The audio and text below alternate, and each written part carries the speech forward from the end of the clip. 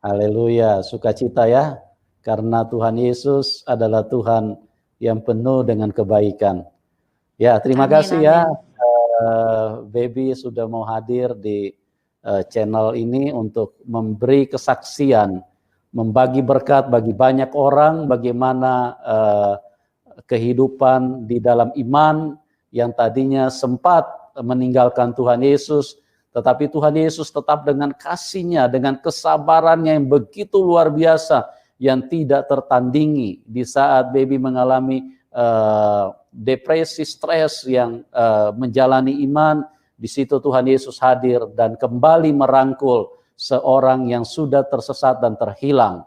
Dan apa yang terjadi dengan kehidupan Baby pada malam hari ini, beliau akan menyaksikan kepada kita secara lengkap bagaimana perjalanan hidupnya dimulai dari latar belakangnya.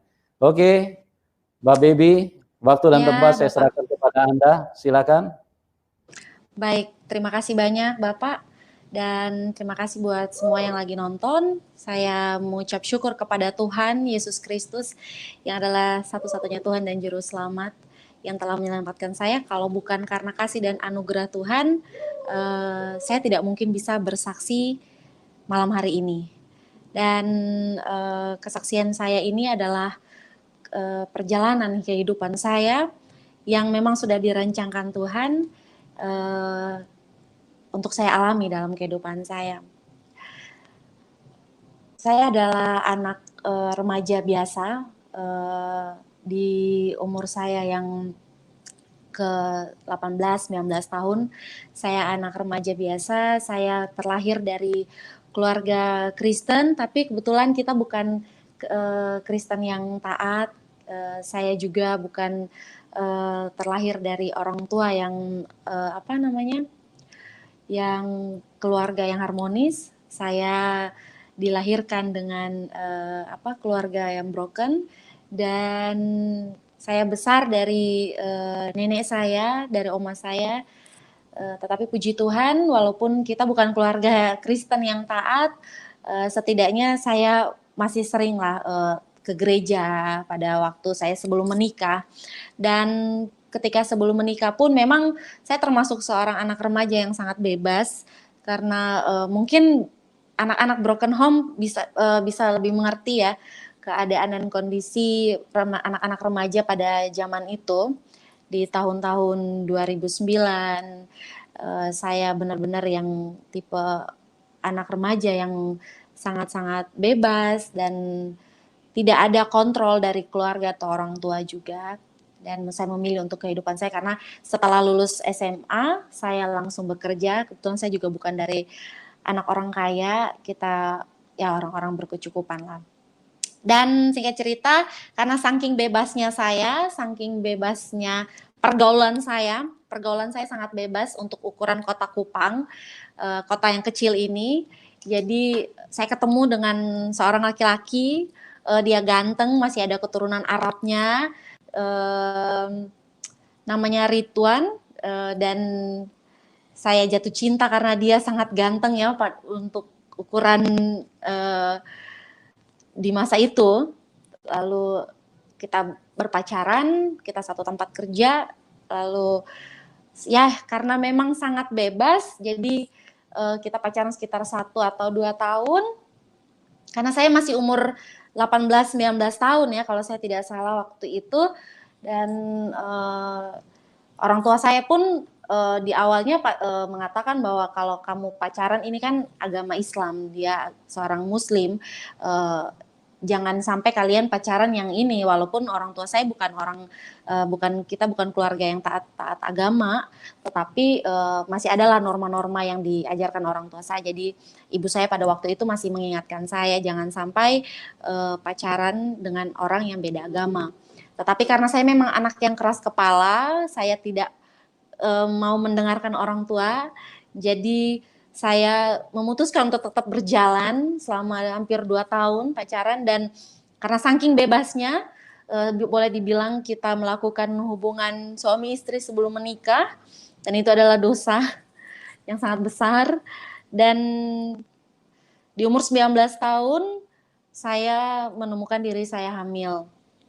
ketika itu di umur 19 tahun apa sih yang bisa dilakukan oleh anak-anak umur segitu kecuali kalau bukan pasrah menangis dengan keadaan yang ada. Tetapi pada waktu itu pacar saya yang adalah mantan suami saya mau bertanggung jawab karena memang segi umur dia di atas saya 5 tahun.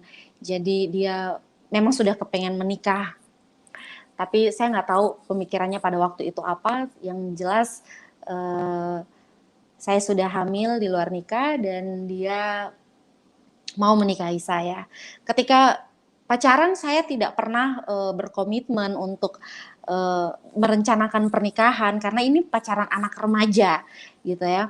Terus selama pacaran pun kita juga bukan orang kita cuman having fun, kita cuman ya selayaknya anak-anak remaja biasa. Jadi tidak ada pemikiran untuk pernikahan, tidak mengerti juga sampai ke sana. Karena kan ini juga beda agama. Ketika waktu keadaan sudah mendesak, saya sudah hamil, orang tua saya juga sudah keluarga pada waktu itu juga sudah kalang kabut, nggak tahu mau buat apa. Ternyata dari pihak keluarga mereka minta saya kalau mau menikah, baby harus masuk Islam. Pada waktu itu saya tidak punya pilihan. Jadi karena sebagai perempuan dalam posisi kondisi yang lemah, saya ya sudahlah yang penting ada yang tanggung jawab gitu. Nah, setelah itu singkat cerita kita menikah dengan konflik dua keluarga karena keluarga saya tidak setuju, tetapi karena kondisi dan keadaan dan mereka juga dari keluarga perempuan untuk orang daerah di daerah timur lebih baik menikahkan gitu kan. Jadi saya menikah di umur 19 tahun dan sebelum pernikahan itu ada ritual-ritual yang saya jalani seperti saya harus diislamkan dulu, saya harus menyebutkan 2 kalimat syahadat ya. Dan seingat saya pada waktu itu saya diislamkan 2 kali. Yang pertama kali di rumah mantan suami saya, itu disaksikan oleh mantan suami saya sendiri bersama kakaknya. Kebetulan mantan suami saya ini adalah anak yatim piatu dan anak bungsu, jadi dia diurus oleh kakak-kakaknya. Lalu saya dimandikan, katanya harus dibersihkan dari kenajisan saya.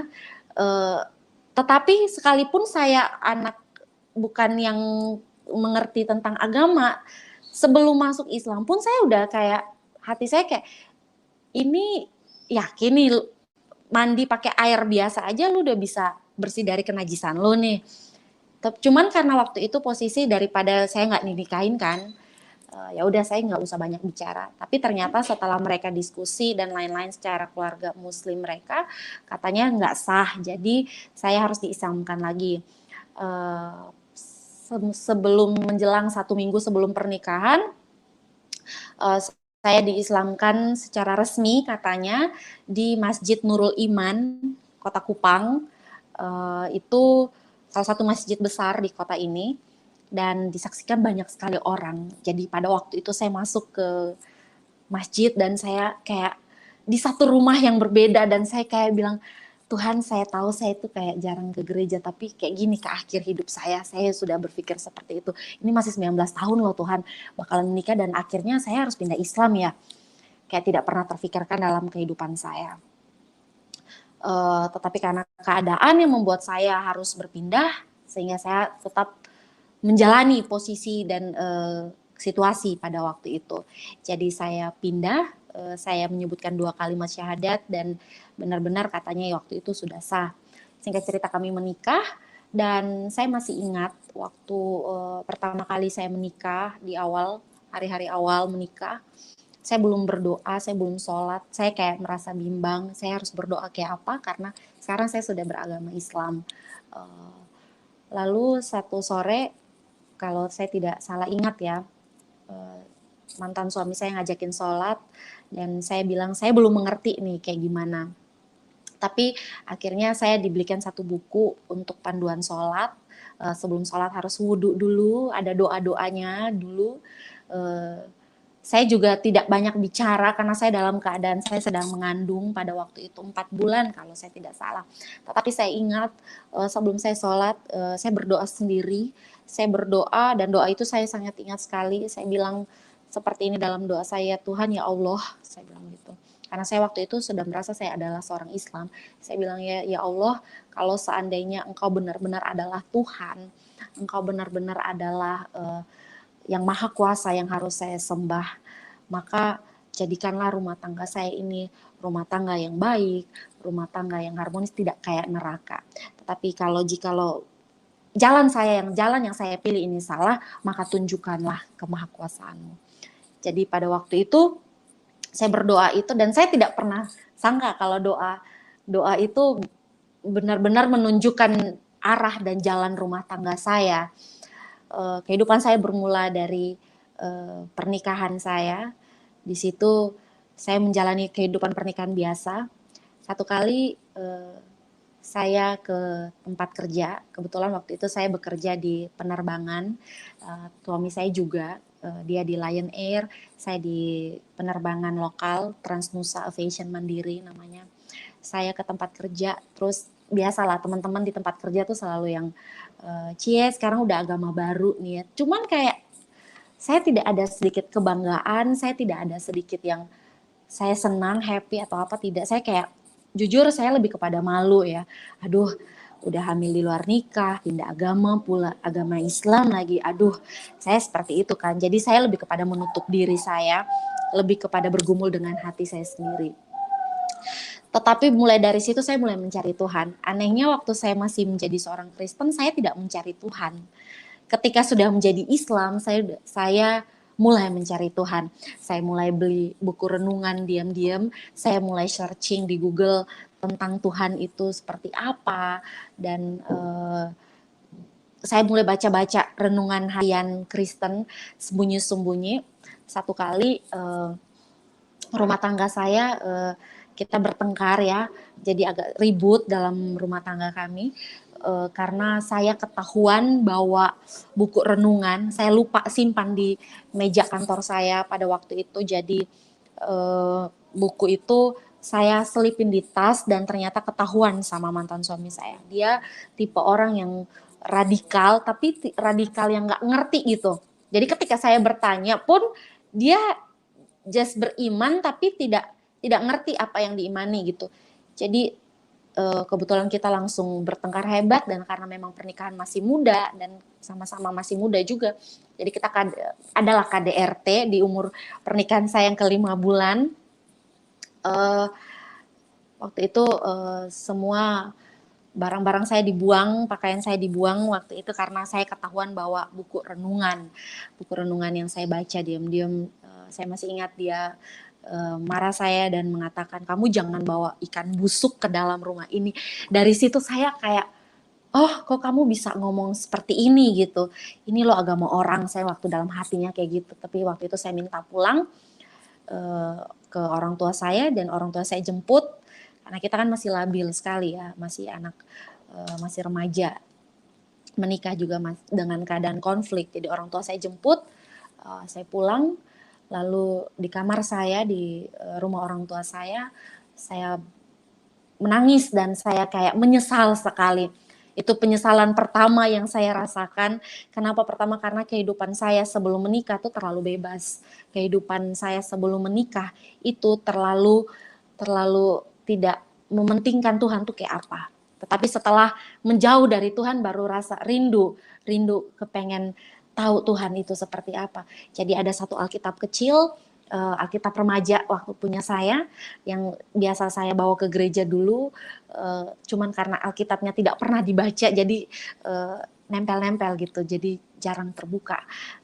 Singkat cerita, saya menangis sekali, saya sangat sedih, dan saya merasa, Tuhan saya udah jauh sekali nih Tuhan, gimana sudah caranya saya bisa kembali. Lalu saya buka acak. Kalau saya tidak salah ingat di situ saya menemukan di 2 Korintus berapa gitu, saya lupa, mohon maaf. Yang jelas di situ inti firman-nya mengatakan bahwa pasangan berbeda, iman itu seperti terang tidak bisa bersatu dengan gelap. Ya, nanti mungkin Bapak Pendeta Yusuf bisa menjelaskan di ayat mana itu. Jadi Dari situ saya yang benar-benar kayak merasa apa ya, firman Tuhan tuh punya kuasa ya. Jadi saya menangis dan saya bilang, Tuhan kayak gimana nih rumah tangga saya? Saya baru menikah 1-2 bulan nih kan. Akhirnya karena sudah tidak bisa mundur, karena sudah menjadi seorang istri dan akan melahirkan. Jadi suami saya beberapa hari kemudian dia jemput dan kita menjalani kehidupan rumah tangga seperti biasa sampai saya melahirkan anak saya laki-laki. Dan ketika saya setelah melahirkan, kebetulan waktu itu saya melahirkannya operasi ya. Jadi saya nggak tahu lagi anak ini dikasih nama apa karena kesepakatan saya dengan suami saya pada waktu itu lain, dan ternyata ketika saya pulang aktenya bentuknya lain. Dan waktu itu saya baru pulang dari rumah sakit, saya merasa agak sedikit dikhianati ya dari awal ya. Maksudnya dengan nama anak saya, hal-hal seperti itu bikin agak sedikit sensitif. Jadi nama anak saya itu jadinya Muhammad Prince Sheikh Bisaka gitu. Terus saya kayak tidak kepengen pakai nama Muhammad. Saya maksudnya kalaupun nama Islam jangan ada Muhammadnya deh. Kayak gitu saya waktu itu bilang sama suami saya kayak gitu kan. Karena emang saya udah tidak apa ya, hati saya bukan di sini nih, saya berpikir seperti itu. Jadi saya tetap menjalankan kehidupan saya. Tetapi memang benar ya, kehidupan di luar Yesus itu sangat berbeda. Banyak kejadian-kejadian aneh yang saya rasakan dan saya merasa bahwa ini adalah tanda-tanda bahwa Tuhan memang tidak mengizinkan rumah tangga ini ada gitu. Tapi ini karena saya yang memaksakan diri, saya yang keras kepala, dan ini yang harus saya tanggung. Tetapi karena kasihnya yang begitu besar, dia masih kasih saya signal, semacam signal gitu untuk kembali deh Beb, kembali, kamu pulang, kayak gitu. Tetapi kembali lagi saya belum bisa mengambil keputusan pada waktu itu karena saya juga takut kan. Lalu beberapa hal yang saya alami adalah ketika saya harus sholat, tetapi saya tidak menemukan apa-apa, saya tidak menemukan apa-apa di hati saya. Saya merasa bahwa saya jauh dari Tuhan. Saya harus sholat 5 kali sehari, tetapi saya merasa jauh dari Tuhan. Saya merasa kok Tuhan juga jauh dari saya. Bagaimana saya harus menjangkaunya? Dan saya ingat pada waktu saya pulang ke rumah orang tua saya bertengkar itu, saya ada doa. Saya bilang, Tuhan, ini kalau memang saya pernikahannya seperti ini, saya mau kembali sama Tuhan Yesus. Tapi izinin saya berdoa kepada Tuhan Yesus, cuman caranya cara Islam. Itu masih di luar pemikiran saya ya, maksudnya masih yang belum mengerti apa-apa tentang Tuhan. Dan setiap kali sholat saya berdoa kepada Tuhan Yesus. Saya berdoa Bapa kami, saya berdoa, saya minta tolong Tuhan bantu saya, Tuhan tolong saya bagaimana ini. Dan saya selalu sholat berdoa sama suami saya, mantan suami saya pada waktu itu. Dia imam, saya makmum. Kita menjalankannya itu, walaupun kadang-kadang saya juga agak sedikit melawan ya, kayak berat karena memang harus bangun pagi-pagi berdoa, terus harus sholat, terus kalau kotor sedikit, ya itu hal-hal seperti itu yang saya kayak tidak masuk di akal gitu. Sampai suatu kali suami saya tuh mengajarkan saya bahwa kamu kalau berdoa, kalau bisa kamu baca aja ayat-ayat Al-Quran. Saya bilang, terus saya tanya balik ke mantan suami saya pada waktu itu, memangnya lu sendiri hafal, bisa baca, itu kan huruf Arabik ya, huruf Arab, apakah kamu bisa?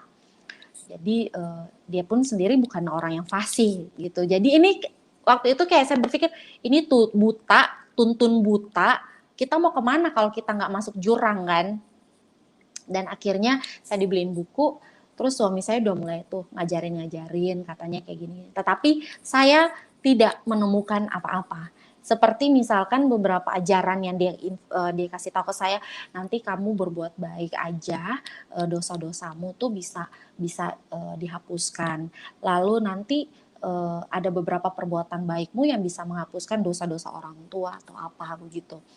Saya mulai berpikir waktu itu, memangnya seandainya kalau saya berbuat baik, lalu besoknya saya jatuh lagi dalam dosa, terus saya mati, gimana dong? Apakah dosa saya hilang lagi nih atau muncul lagi atau bagaimana? Kayak gitu kan.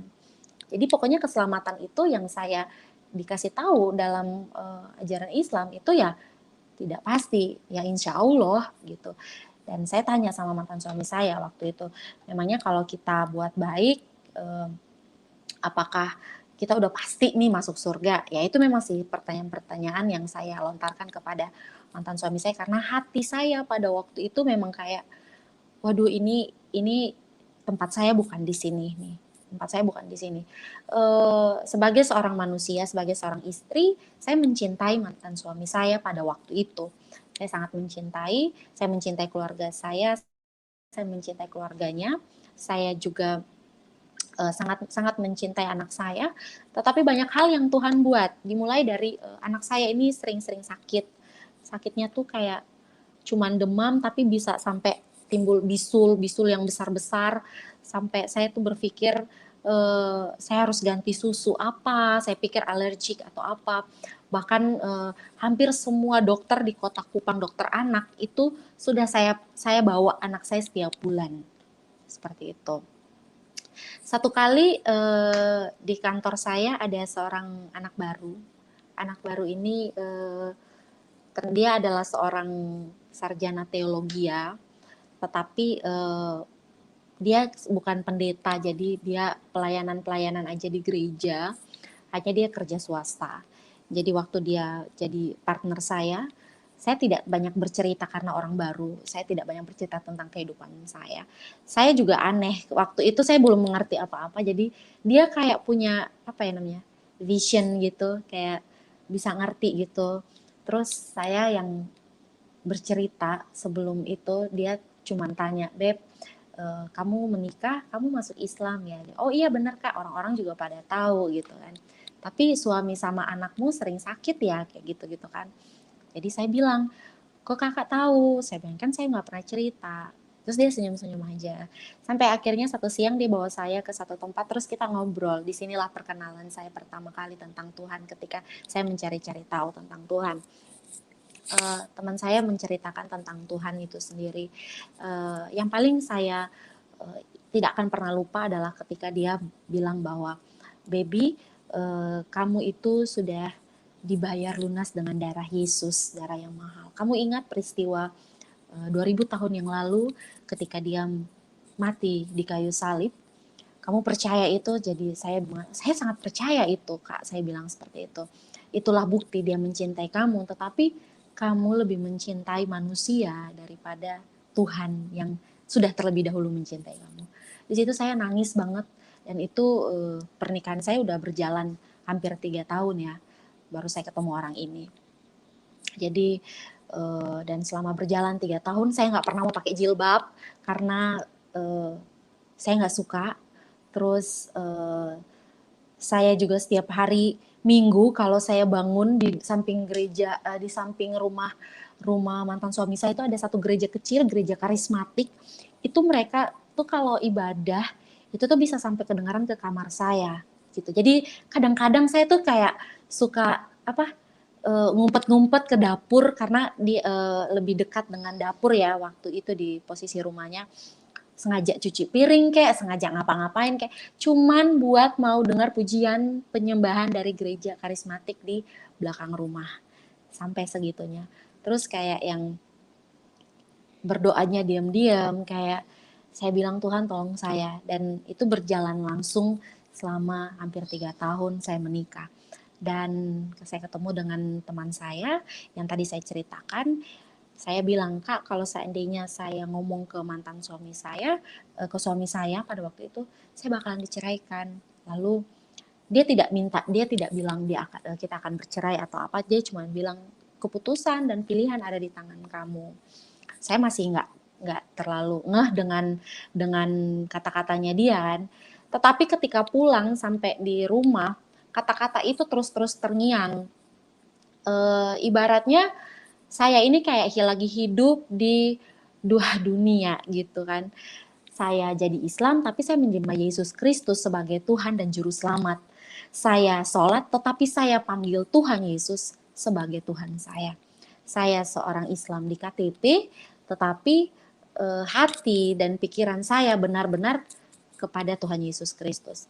Kalau di Kupang ini kan mayoritas Kristen, jadi kalau kita jalan kemana-mana itu banyak-banyak banget lagu-lagu rohani dari rumah-rumah orang, atau kalau dari toko-toko kecil di sini udah, apalagi Natal itu pasti udah. Nah itu saya udah rindu banget tuh. Cuman saya nggak berani ngomong karena mantan suami saya pada waktu itu juga tipe orang yang sangat keras, jadi saya takut gitu kan. Dan saya benar-benar bergumul dengan Tuhan. Saya tanya terus sama Tuhan, saya bilang, Tuhan ini udah 3 tahun pernikahan saya, dan di tahun kedua dan mau menjelang tahun ketiga itu rumah tangga saya udah mulai baik-baik aja tuh. Rumah tangga yang di awal 1 tahun awal itu kita sering bertengkar, kita karena masa transisi masih saling mengenal, tetapi di tahun-tahun kedua, tahun-tahun ketiga kita udah mulai saling memahami, saling mengerti. Dan saya pada waktu itu benar-benar saya mencintai orang ini, tetapi kok saya nggak bahagia gitu. Bukan ya, lebih kepada saya tidak ada sukacita, saya tidak ada kedamaian. Kok saya malah kayak takut gitu, ada ketakutan bahwa nanti lu mati kemana nih gitu kan. Karena suami saya tuh selalu doktrin saya, ntar kalau lu mati, kalau kita mati, orang Islam meninggal itu ditanya Tuhanmu siapa, nabimu siapa. Terus saya tanya, terus nanti jawabnya apa kayak gitu kan. Oh iya, nanti kalau ditanya sama malaikat maut atau apa gitu kan, pokoknya serem deh cerita-cerita setelah kematian gitu. Jadi saya kayak, aduh terus nanti gimana dong saya pikir kayak gitu dalam hati saya. Jadi saya dikasih tahu, nanti kalau ditanya sama malaikat maut kamu harus jawab Tuhanmu siapa, Allah, nabimu siapa, Muhammad, kayak gitu-gitu. Lah saya kan kayak belum tahu sejarah tentang Islam, saya belum mengenal Muhammad, yang saya tahu ya nabi terakhir ya cuman Yesus Kristus Tuhan, dan dia adalah Tuhan yang datang ke dunia, udah itu aja gitu. Cuman saya nggak berani ngomong gitu, saya nggak berani yang banyak bicara sama suami saya pada waktu itu kan, karena saya juga takut gitu. Jadi saya hidup dalam ketakutan, takut ngomong ke suami saya yang adalah orang paling dekat saya tentang ketakutan saya karena nggak akan sinkron, tapi takut juga nih sama Tuhan. Saya juga takut gitu, sampai karena teman saya yang di tempat kerja ini, anak baru ini, dia selalu mencecar saya kayak, baby kamu harus gini. Jadi dia setiap hari itu selalu ngomong firman ke saya, dan disitulah saya merasa bahwa kuasa firman Tuhan itu sangat dahsyat. Kalau nggak ada firman yang datang kepada saya, mungkin tidak akan ada rasa kegelisahan atau apa, karena dari situ saya tahu bahwa ternyata saya menyadari saya mencintai Tuhan Yesus itu lebih besar daripada mantan suami saya pada waktu itu. Hanya saya termanipulasi oleh perasaan dan kondisi gitu ya. Jadi saya bergumul terus sampai pada satu kali saya bilang sama Tuhan, Tuhan saya mau ngomong sama mantan suami saya. Saya mau ngomong sama suami saya. Saya mau bilang, Tuhan tolong bantu saya gimana caranya saya mau menyatakan tentang iman saya, tentang perasaan saya selama ini kepada dia. Tapi saya takut nih Tuhan, saya bilang kayak gitu kan. Dan kegelisahan itu datang setiap malam. Jadi ada sekitar 1 bulan saya insomnia. Hanya karena kayak takut, jadi ketika tidur saya lihat anak dan suami saya tidur tuh kayak kata teman saya tuh kayak gini, Tuhan itu Tuhan yang cemburu ya baby, dia bayar kamu lunas dengan darahnya yang mahal, ya kamu tukar dia dengan manusia, dengan dunia, bisa aja kalau dia cemburu, karena dia sangat cemburu, bisa aja dia ambil salah satu dari apa yang kamu sayang. Kan yang paling kamu cinta di dunia ini adalah suamimu sama anak kamu. Bisa aja. Nah ini sekarang mereka sering sakit-sakitan. Ntar anak saya sakit, sembuh, suami saya sakit lagi, sakit kepala lah, segala macem lah. Dan itu hampir setiap hari gitu. Jadi saya kayak ngadepin apa ya, jadi kita punya keuangan pun pada waktu itu, orang bilang kalau nggak diberkati itu kayak gitu ya. Keuangan pun kayak ada langsung habis, kayak gitu. Jadi bukan cukup, nggak cukup, kita ngerasanya beda ya. Kayak oh ada duit habis di dokter, ada duit habis di rumah sakit, ada duit habis di untuk pengobatan doang. Padahal nggak tahu nih sakitnya apa anak saya nih, gitu kan. Tiap malam saya harus bangun kayak bersihin nanah dari bisul-bisulnya. Nah, anak ini kan baru baru di bawah setahun udah di bawah 1 tahun sampai 2 tahun tuh ngalamin itu terus gitu kan. Jadi saya kayak bilang sampai segala macam vitamin dan lain-lain saya udah kasih minum tapi sama aja gitu. Jadi saya bilang ke suami saya ini kita kenapa gitu kan. Tapi dia yang ya tidak mau terlalu tahu ya, palingan ya sudah namanya anak-anak sakit kayak gitu-gitu kan. Tetapi saya malah terngiang-ngiang dengan kata-kata dari teman saya ini. Takutnya Tuhan cemburu terus ambil salah satu gimana dong. Dan itu bikin saya nggak tidur hampir 1 bulan. Maksudnya saya insomnia. Jadi saya terbawa pikir jam 5 pagi, saya mau jam 6 pagi nggak bisa tidur. Tapi saya harus bekerja lagi dan lain sebagainya. Sampai akhirnya saya bilang Tuhan saya nggak bisa kayak gini terus. Dan yang paling bikin saya takut adalah ketika saya dapat mimpi. Mimpi itu saya meninggal karena dalam alam sadar saya pun saya takut kalau saya mati ini bakalan kemana nih. Ntar kalau ditanya sama malaikat maut saya mau jawab apa, sedangkan selama hidup saya sholat tapi saya berdoanya kepada Tuhan Yesus. Saya sholat tapi saya berdoanya Bapa kami gitu kan, karena saya percaya bahwa Tuhan saya ya Tuhan Yesus gitu. Walaupun sebelum saya masuk Islam saya bukan orang yang taat gitu. Tetapi setelah masuk Islam Tuhan menunjukkan bahwa lu akan cari saya gitu. Tuhan kayak kasih tahu nih nanti kalau kamu masuk Islam nih kamu akan cari saya kayak gitu. Dan ketika saya bermimpi itu memang mimpinya agak menyeramkan ya menurut saya, dan saya tidak akan pernah lupa mimpi itu. Jadi saya mimpi saya meninggal, lalu roh saya tuh keluar dari jasad saya, tapi saya di pinggir peti. Herannya tuh gini, waktu itu saya keramaian, terus kok ada peti gitu kan, kok ada peti, kan saya orang Islam gitu kan. Ternyata di dalam peti itu ada tubuh saya, cuman masalahnya tubuh saya itu dikafani, cuman hanya setengah sini aja. Jadi dari leher sampai kaki itu dikafanin, ya dengan cara orang muslim gitu kan dikafanin, tapi di dalam peti gitu. Jadi saya juga nggak ngerti itu maksud mimpinya apa, tapi sangat menyeramkan dan kepala saya tuh tidak dikafani, jadi kepala saya kosong, dan dari leher sampai ke bawah itu dikafanin kain putih gitu, tapi di dalam peti. Dan saya kayak Tuhan, saya takut banget dan saya sangat takut, dan dari situ saya kayak aduh tidak bisa nih saya hidup kayak gini. Hidup dalam ketakutan, hidup dalam kemunafikan dan kepura-puraan itu sangat tidak enak, dan selama 3 tahun itu saya ngalamin itu. Saya jalanin itu semua, dan 1 tahun belakangan selama menikah itu lebih parah gitu. Saya sampai kurus, gara-gara saking kepikirannya, suami saya tanya kamu sakit atau apa? Saya bilang tidak, karena saya tidak berani bicara, dan akhirnya saya bicara sama teman saya, dia cuma bilang kamu harus berani dobrak pintu yang ada di depan kamu harus berani ngomong gitu kan. Dan akhirnya saya berdoa sama Tuhan, saya susun strategi anak saya titipin ke orang tua saya dulu, karena saya tahu kalau saya ngomong ini pasti akan ribut. Kalau saya ngomong, saya takut banget diceraiin gitu. Pokoknya saya takut banget diceraikan, saya hidupnya gimana kalau saya bercerai gitu kan. Akhirnya saya ke toilet, ke kamar mandi, terus saya berdoa di situ, saya bilang Tuhan Yesus, saya mau ngomong nih sama suami, saya bilang kayak gitu.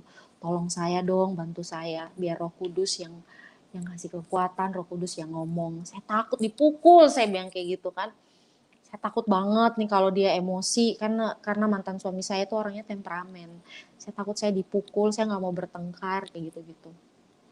Dan akhirnya saya masuk kamar, kita ngobrol berdua.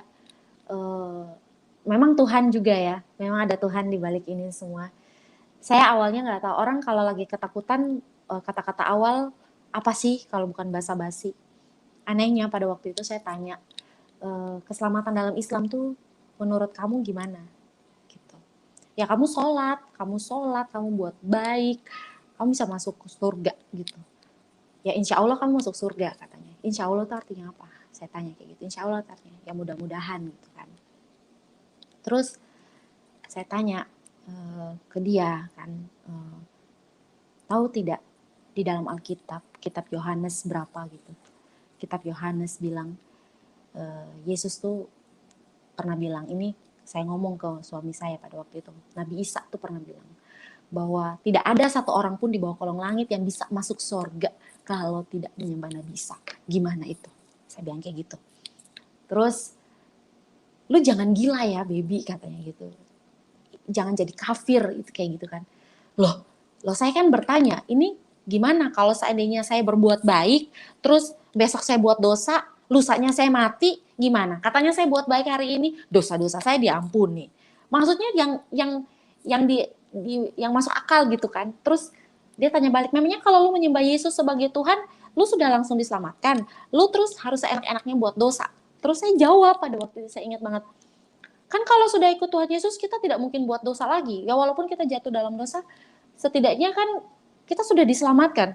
Tapi karena waktu itu juga saya belum mengerti tentang firman, saya belum mengerti tentang Tuhan Yesus, tapi lebih kepada saya hanya kepengen mengutarakan isi hati saya. Saya ngomong apa adanya, apa yang saya tahu aja gitu. Dan singkat cerita, saya disuruh sholat Isya gitu kan. Malam itu karena udah mau malam kan. Jadi saya disuruh sholat, udah lu sholat sana biar tidak kerasukan setan pembicaraan kamu nih, kayak gitu kan. Jadi dia keluar, saya bilang, Tuhan gimana nih? Saya pikir kan kayak, ya sudahlah, yang penting saya udah ngomong kan. Tidak ada perpikiran saya itu kita akan berpisah atau apa ya. Saya pikir ya udah selesai sampai situ. Entah kayak gimananya di depan, itu nanti urusan Tuhan kan. Ternyata besok pagi saya bangun, pas dia mau kerja, sebelum dia kerja, dia datang ke saya masih tidur, karena kebetulan dia kan kerjanya di bandara, jadi lebih pagi dari saya. Jadi dia datang, dia ambil semua ATM yang saya pegang, saya kan istri gitu kan, jadi megang duit nih. Ini kasih semua uang. Terus saya tanya, ngapain kamu pegang duit gitu kan? Kan ada tuh, saya bilang kayak gitu. Saya masih ngomong biasa aja sebagai seorang istri gitu kan. Kasih sekarang kayak gitu. Nadanya udah tinggi. Jadi ya udah ambil di situ kayak gitu. Ternyata dia angkat semua uang, dia angkat semua ATM, terus kita bukan orang kaya ya pada waktu itu, tapi untuk ukuran anak muda yang menikah muda juga kita berkecukupan lah, setidaknya kita sama-sama bekerja gitu. Jadi dia ambil semuanya dan lain-lain. Terus cuman sisain ATM saya yang nggak ada isinya. Isinya itu cuma 100.000 doang di dalam. Karena itu kan ATM cuma transfer gaji doang, saya ingat banget. Terus saya waktu itu mau pergi kerja, saya bilang, kenapa nih dia kayak gini? Terus saya tanya kenapa? Terus dia bilang, lu sudah berani bicara hal-hal yang tidak masuk akal dalam rumah ini. Terus saya bilang, loh itu kan kita pembicaraannya semalam, kenapa mau masih diulang lagi? Katanya ya, pokoknya seingat saya pada waktu itu, saya diomelin lah kayak gitu kan. Tapi saya sakit hati gitu. Saya sakit hati. Nah, jadi dia jalan itu sekitar tahun saya lupa kasih tahu, kita menikah di tahun 2012 dan kita bercerai di 2015. Jadi anak saya di rumah mama saya, waktu dia pergi kerja saya kunci pintu, saya tutup jendela, saya berlutut sama Tuhan di situ. Pertama kali saya berlutut sebagai manusia yang tidak ada kepalsuan. Karena selama ini kan kalau saya berdoa ya paling berdoa sholat, terus berdoakan. Itu pun diam banget, pelan-pelan banget, biar dia di depan saya dia nggak dengar gitu. Saya pikir selama ini dia tidak mendengar saya. Ternyata dia sendiri mengatakan bahwa saya tahu selama kamu sholat sama saya, kamu menyebutkan nama Yesus. Katanya seperti itu. Saya kaget gitu. Kok cuma nama Yesus yang terdengar oleh dia gitu. Padahal saya udah bener-bener yang kayak, kalau sholat tuh saya agak kayak gini kan, kayak di belakang gitu. Nah akhirnya saya berlutut di situ, saya nangis sama Tuhan. Saya bilang, Tuhan, oke, saya pulang, saya bilang kayak gitu. Saya kembali sama Tuhan. Rumah tangga saya, mau kayak apapun ke depannya, saya serahkan sama Tuhan. Saya takut Tuhan, saya bilang kayak gitu. Saya takut pikiran saya udah ke depan tuh. Saya takut saya diceraiin dan lain sebagainya. Tetapi entah kenapa pada siang hari itu tuh ada kekuatan. Kekuatannya itu kayak bikin saya tuh kayak lebih kuat berdiri setelah saya berlutut, setelah saya berdoa bikin saya kayak oke, lu harus jalani ini sudah, karena lu sudah berani memproklamirkan, mendeklarasikan iman lu kepada Yesus Kristus di depan suamimu yang tidak percaya Yesus Kristus sebagai Tuhan. Gitu. Dan akhirnya saya pulang ke rumah orang tua saya naik ojek. Lalu saya ya udahlah karena ada uang 100.000 di ATM waktu itu saya ambil, tapi saya kayak mau pakai cuman kayak udah pakai beli Alkitab aja gitu. Saya ke Gramedia, saya beli Alkitab yang murah-murah aja. Pertama kali saya beli Alkitab dalam hidup saya pada waktu itu, dan Alkitab itu masih ada. Kenapa pertama kali? Karena yang pertama menurut saya waktu saya belum menikah kan saya terlalu bebas. Terus udah ada Alkitab yang dikasih dari orang tua, kayak dari oma saya kayak gitu. Tetapi waktu saya bercerai, saya kembali, saya beli Alkitab itu dengan uang yang ada, uang yang tersisa. Terus saya pakai baca Alkitab mulai dari kitab Kejadian sampai kitab Wahyu. Dan di situ saya pulang, mantan suami saya beberapa hari kemudian dia jemput. Mungkin dia berpikir kita hanya pertengkaran biasa, tapi entah kenapa pada waktu itu saya sudah tidak mau pulang dengan dia. Saya tidak mau pulang ke rumah tangga kita. Saya cuma bilang, kalau saya pulang, izinin saya menyembah Tuhan Yesus sebagai Tuhan. Saya cuma bilang, izinin saya kembali ke agama saya, Kristen. Terus dia bilang, kita tidak bisa menikah beda agama. Kita tidak bisa menjalankan pernikahan ini beda agama, karena itu adalah persinahan dalam Islam. Jadi karena saya juga belum mengerti, bisa kok, yang penting jangan cerai. Terus dia pulang, saya nggak tahu ternyata dia sudah tidak pernah datang jemput saya lagi karena jemput-jemput, tapi saya nggak mau pulang. Orang tua saya juga bertanya terus, apakah kamu sudah yakin? Saya bilang saya yakin. Nah, saya pikir saya tidak akan diceraikan. Ternyata 1 bulan kemudian dia kasih tahu saya bahwa dia sudah gugat saya di pengadilan agama. Saya waktu itu saya berpikir, yakin nih kayak gitu kan, yakin nih kayak gitu. Ternyata benar tuh, waktu saya di tempat kerja, saya lagi kerja, saya dicari sama orang pengadilan agama dan saya dikasih surat-surat gugatan. Ketika itu saya merasa sedikit terganggu ya, ketika saya berpisah dengan suami saya dalam keadaan kita belum bercerai, memang ada rasa sakit, rasa sebagai manusia ada ya, saya sangat sakit sekali, kayak kita sedang di rumah tangga yang baik-baik saja, orang bahasa kerennya ditinggal pas lagi sayang-sayangnya gitu kan. Terus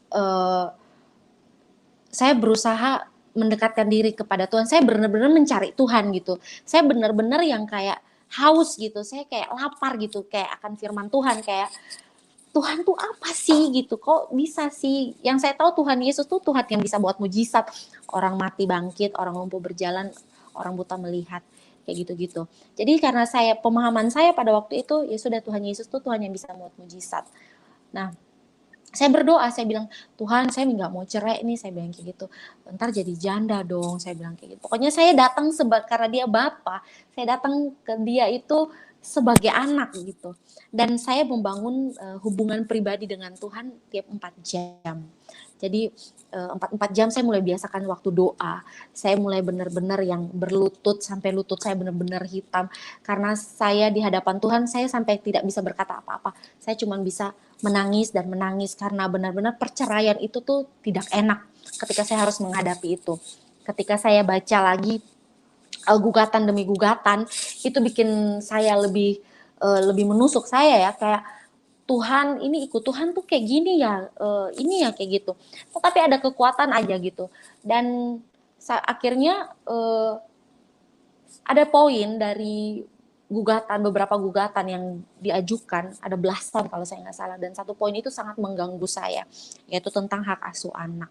Di situ ada poin Saya benar-benar yang kayak saya lihat terus di situ katanya kalau ibu yang murtad itu tidak berhak atas hak asuh anak. Saya sangat-sangat takut pada waktu itu.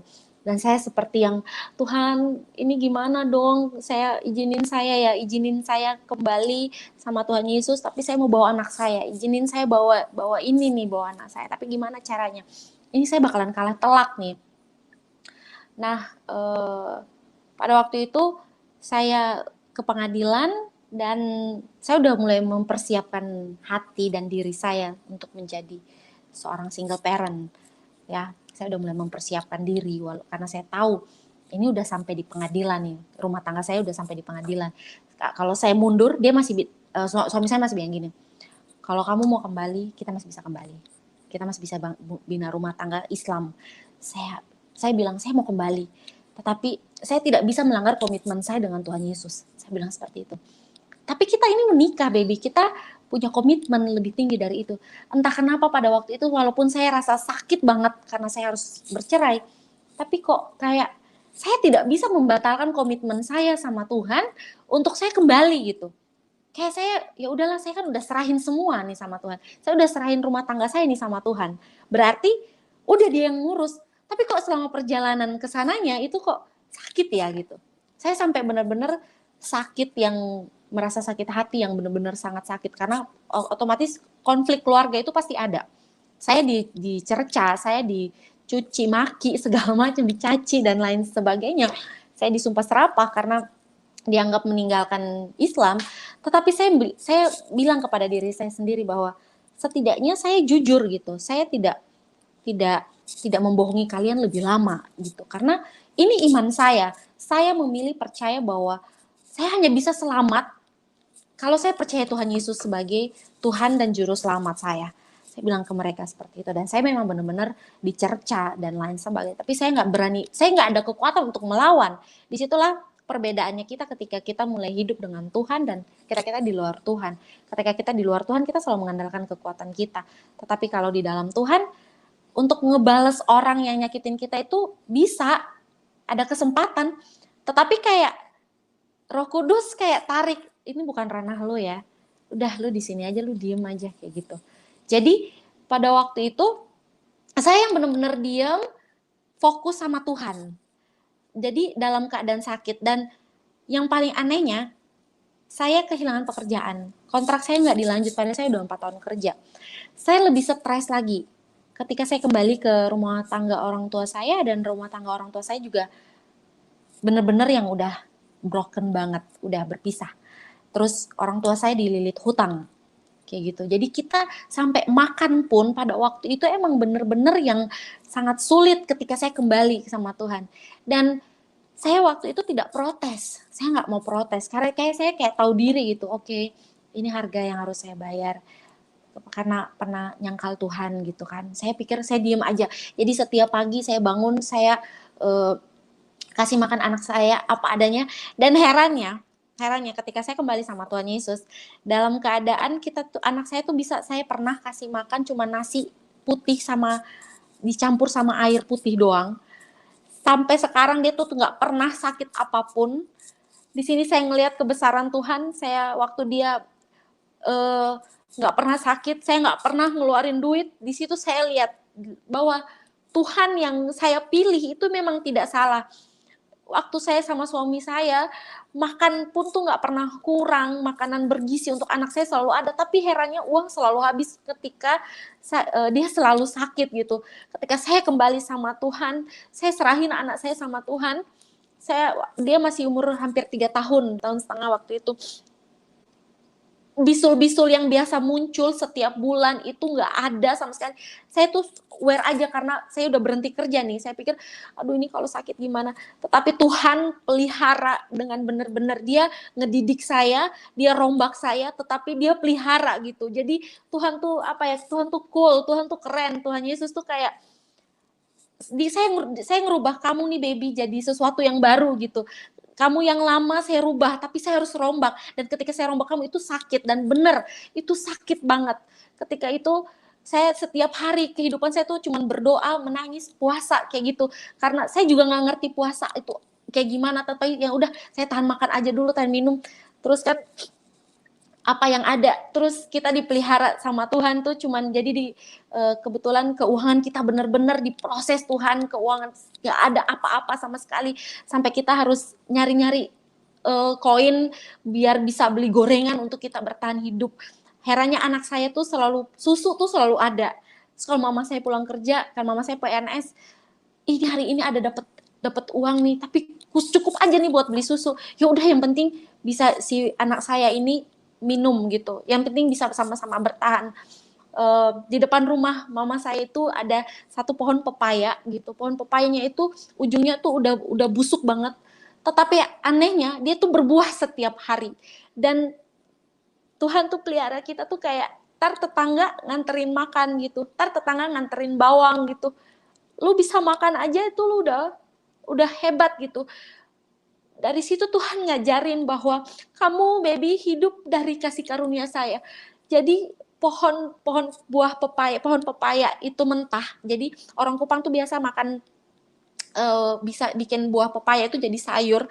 Lu bisa makan aja apapun itu. Emang bener-bener dari Tuhan. Dari situ saya ngelihat pohon pepaya itu kan, saya bilang, Tuhan, saya ngelihat tuh kayak ini tuh udah nggak mungkin berbuah, tapi kok ada tuh buahnya untuk kita ambil, untuk kita makan satu keluarga, untuk adik-adik saya, untuk anak saya, dan kita nggak pernah sakit sama sekali, kita nggak pernah yang kayak Tuhan tinggalin itu, nggak pernah. Dari situ saya bilang, wow, Tuhan yang saya sembah itu hebat gitu. Saya diajarin bersyukur dalam keadaan titik terendah kehidupan saya.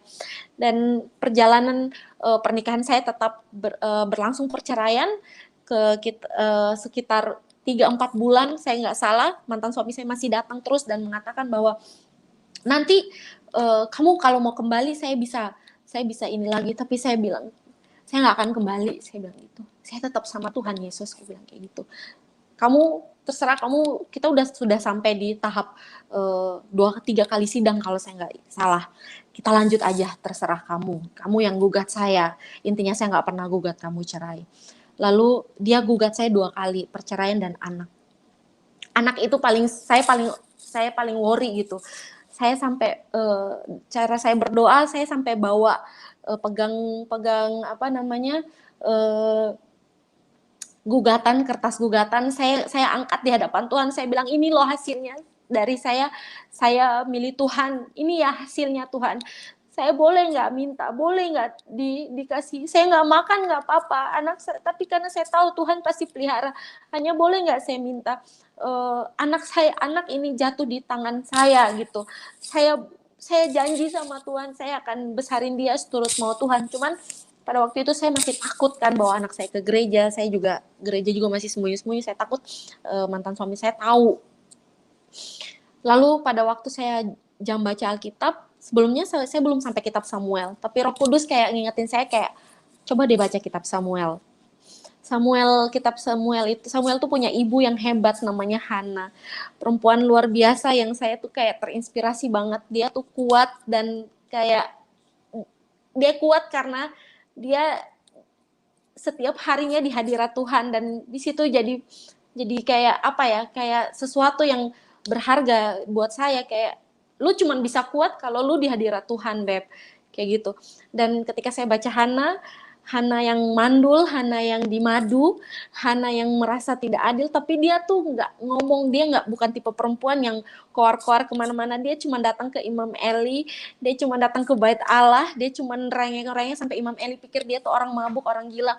Tetapi Tuhan itu denger dia, Tuhan lihat dia, dan dia bernatsar. Natsarnya tuh keren banget. Dari situ kayak saya kepengen natsar kayak gini deh. Dan saya tahu itu Roh Kudus gerakan. Saya nggak ngerti natsar waktu itu dan lain-lain, tapi ketika saya baca kisah Hana, saya bilang, Tuhan, saya mau bernatsar seperti Hana bernatsar. Sekarang saya nggak pernah bawa Prince, anak saya itu, ke gereja, saya nggak pernah kenalin sama Tuhan. Tapi kalau Tuhan izinin dia jatuh ke tangan saya, ini saya nggak ada pembela gitu, saya nggak ada pengacara, saya nggak ada uang Tuhan, tapi saya cuma punya Tuhan Yesus yang saya pilih, maka saya mohon bela saya, maka saya mohon tolong, saya minta aja kalau boleh, kalau Tuhan mau, anak saya itu jatuh di tangan saya.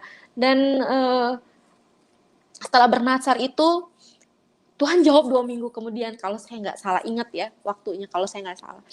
2 minggu kemudian mantan suami saya datang ke rumah dan dia mengatakan bahwa dia mencabut gugatan hak asuh anak. Jadi dia sepakat untuk kita ngasuh anaknya berdua. Dari situ saya yang kayak, wow, Tuhan hebat banget. Dan sekarang udah tugas saya untuk ngejalanin kehidupan ngedidik anak saya dengan maunya Tuhan. Jadi anak saya bawa langsung ke gereja pada waktu itu. Saya serahin sama Tuhan. Saya bilang, Tuhan, ini loh anak ini loh milik Tuhan. Dia bukan milik saya. Saya nggak akan ikut campur apapun. Saya cuma minta hikmat untuk ngebesarin anak ini milik pusaka Tuhan seturut mau Tuhan. Jadi anak saya itu mulai dari apapun, sekecil apapun, mulai urusan sekolah, urusan les dan lain-lain, saya nggak berani ambil keputusan sendiri. Anak saya didik, kamu ada apa-apa langsung ke Tuhan Yesus dulu, jangan ke Mommy dulu ya nak ya. Dan dia tahu itu, dia sudah tahu kalau dia mau sesuatu dia pasti berdoa dulu. Jadi dia tidak langsung datang ke saya. Nanti setelah itu baru, Mom tadi saya sudah berdoa kepada Tuhan Yesus.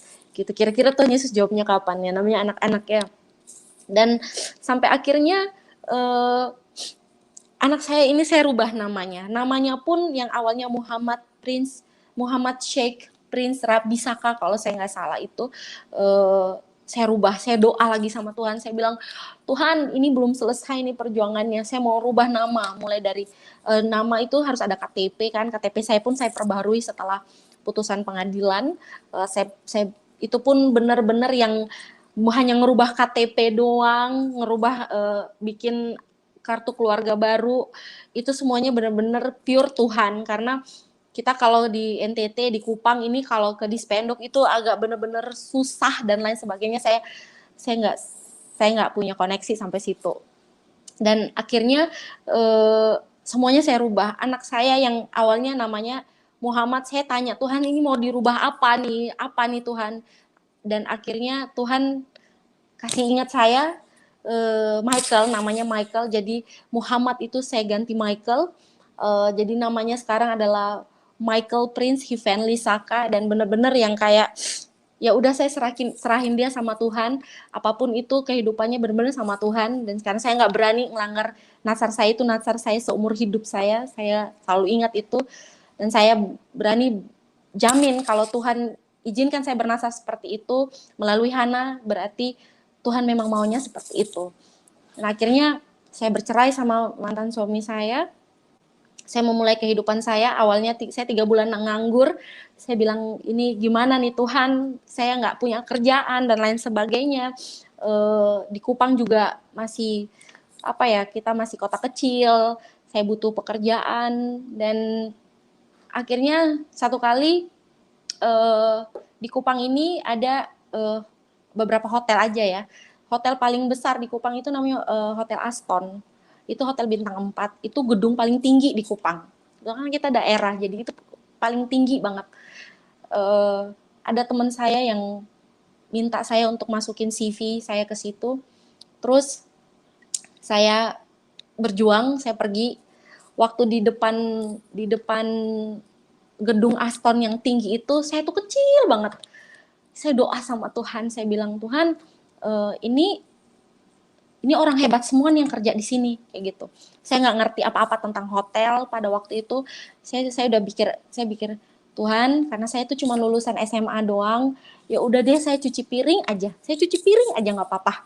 Saya pikir kayak gitu kan, ya udah kemampuan lu cuma bisa cuci piring, siapa tahu di sini tuh yang kerja tuh pasti sarjana semua, orang hebat semua, wih pasti kayak gitu.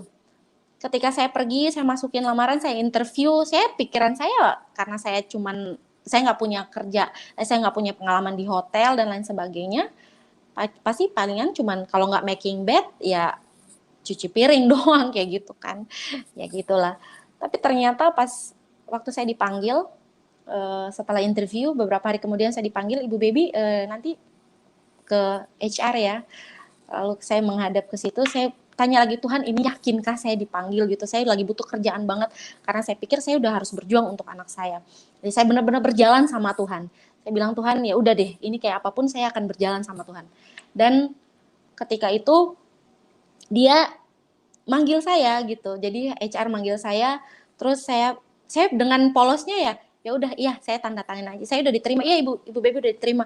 Karena itu saya pikir kan saya bakalan cuci piring aja nih. Ya kan karena cuman SMA. Terus dia dibawa oh ya nanti kita ke ruangannya Bu Baby. Saya pikir kok ruangan kayak gitu kan.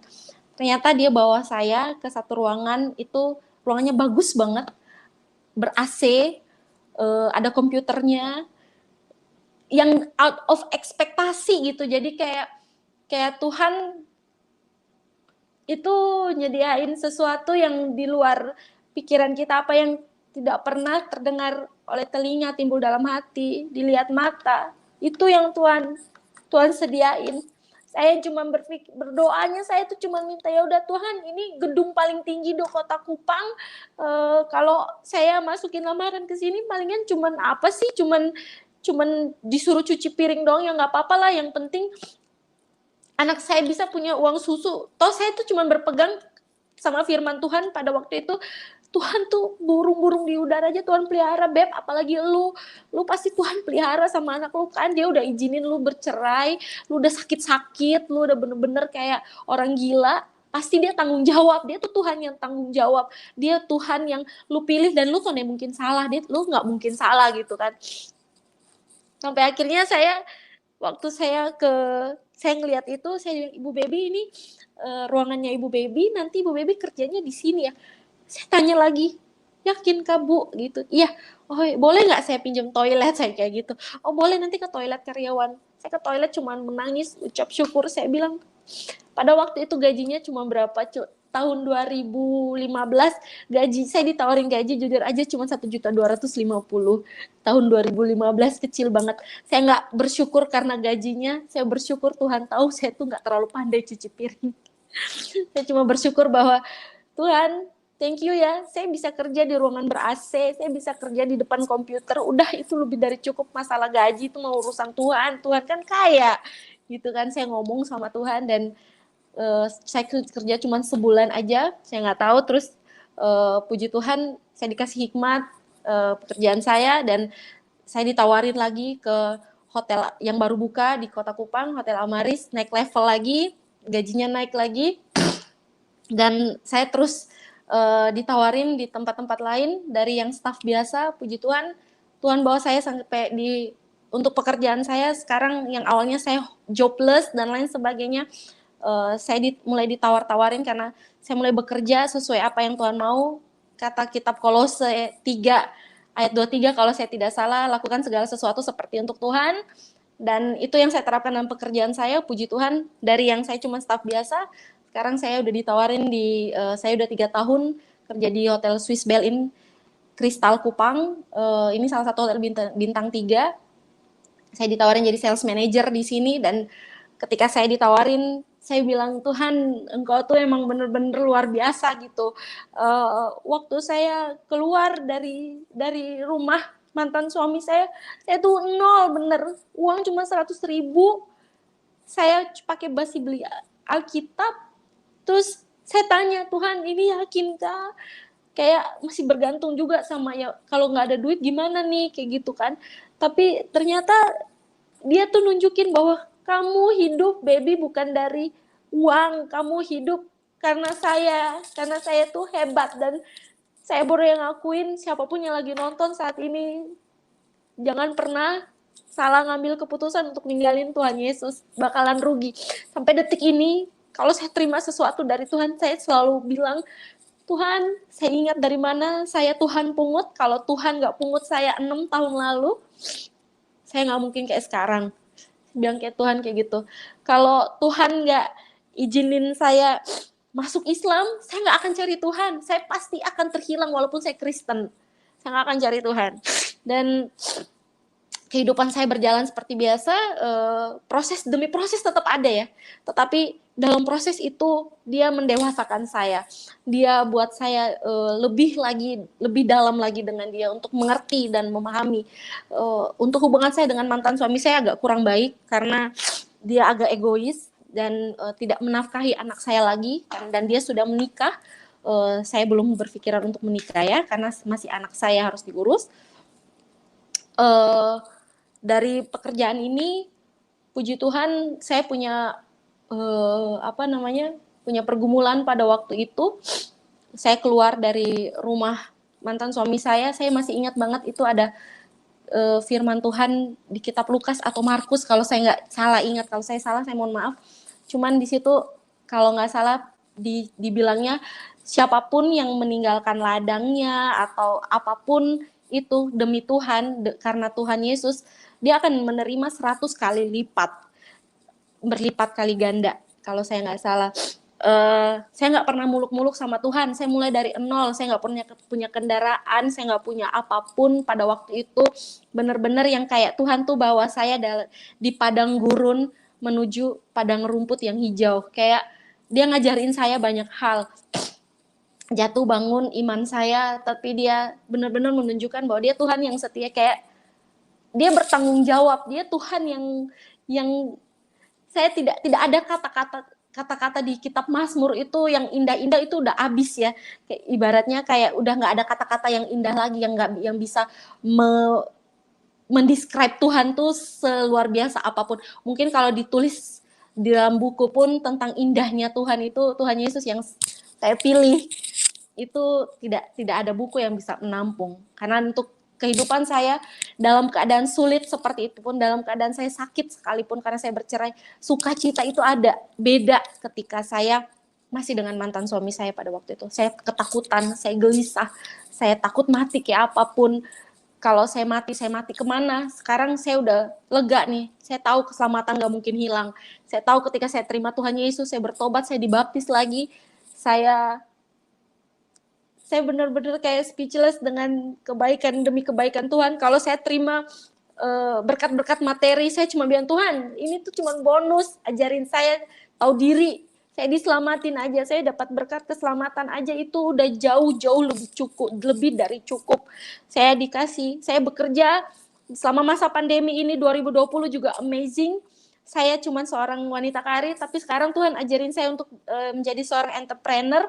Saya diajarin Tuhan untuk berbisnis. Jadi saya sekarang ngejalanin pekerjaan saya sama bisnis, karena pada waktu pandemi kemarin benar-benar kayak kesulitan. Semua orang pasti kesulitan ekonomi, tetapi itu bedanya Tuhan yang saya sembah. Orang-orang boleh resesi, anak Tuhan tetap resepsi, dan di situ saya lihat kemuliaan Tuhan. Saya nggak pernah kekurangan apapun. Dan dalam waktu kekurangan pun kayak dia nunjukin bahwa jangan takut gitu. Lu jangan takut, lu kerja aja, jalanin aja apa yang jadi bagianmu gitu. Dan untuk percaya aja tuh pasti ada hal yang tidak semua orang bisa lakukan, karena hanya untuk percaya sama Tuhan Yesus aja tuh memang pasti butuh effort, butuh usaha. Tapi ingat, kalau kita bisa beriman itu memang benar-benar kekuatan dari Roh Kudus. Dan saya sampai hari ini ada satu pergumulan yang Tuhan baru aja jawab. Jadi selama 4 tahun saya bercerai, saya itu bergumul minta sebuah rumah. Saya bilang, Tuhan, ini saya mau beli rumah. Saya pikir kayak gitu kan. Dan benar-benar kayak nggak ada jalan gitu. Dan tahun lalu di tanggal 22 Desember saya naikkan pujian penyembahan. Saya bilang, Tuhan, saya mau punya rumah. Karena hubungan saya dengan orang tua saya tuh tidak terlalu baik ya, karena beda kalau kita sudah bertobat, lalu keluarga belum, ada tantangan-tantangan itu ada. Tetapi saya tetap menghargai, dan saya pikir saya harus punya sebuah aset untuk anak saya juga, karena saya masih memikirkan untuk masa depannya. Saya diskusi terus sama Tuhan, dan Tuhan izinkan saya ambil sebuah rumah, walaupun dengan kredit ya, di awal tahun ini. Tetapi itu juga prosesnya luar biasa, dan ketika saya mau menuju ke untuk pembelian rumah ini, saya bilang, Tuhan, ini banyak banget masalah, banyak banget air mata. Tetapi kayak saya sampai pernah yang kayak kayaknya nggak mungkin deh, orang-orang pada ngomongin kayak lu kan cuma pegawai swasta, gimana bisa beli rumah segitu gitu kan. Tapi saya bilang, loh, emang ada yang salah gitu, saya kan punya Tuhan yang kaya gitu. Jadi saya menyemangati diri saya dengan iman yang saya yakini, tapi Tuhan tuh nggak tidur gitu. Tuhan tuh kayak tahu bahwa oh ini memang lu butuhkan gitu. Dan di saat dia jawab, di saat dia kasih, saya itu cuman bisa bilang, Tuhan, ini bukan tentang apa yang saya dapat, bukan, tetapi tentang prosesnya. Thank you Tuhan telah menyertai saya sampai saya bisa ngomong sama di channel Bapak Pendeta Yusuf Manubulu aja. Emang itu luar biasa. Waktu pertama kali saya ditawarin saksian, saya bilang, Tuhan siapa saya nih? Saya kayak gitu. Dan sampai sekarang saya masih speechless aja sama kebaikan Tuhan. Dan saya selalu bilang kepada diri saya, dan saya bilang sama Tuhan, Tuhan saya nggak pernah menyesal saya memilih Tuhan. Saya meninggalkan kehidupan rumah tangga saya. Orang-orang boleh bilang kamu egois, dan nggak, ini saya yang mengerti. Karena ini masalah iman, ini masalah keyakinan, masalah keselamatan. Jadi saya yang mengerti, saya yang lebih tahu, saya yang ngalamin. Kayak gitu. Jadi saya cuma mau bagi pesan malam hari ini buat saudara-saudara yang lagi nonton. Saya cuma mau pastikan ini hidup bukan cuma tentang apa yang kita punya, apa yang kita dapat, bukan. Tetapi ini kita hidup tentang penyertaan Tuhan. Kalau Tuhan Yesus itu beda sama Tuhan-Tuhan yang lain. Dia bukan Tuhan yang mati, dia Tuhan yang hidup, dan saya rasa kuasa dan penyertaannya luar biasa. Gitu.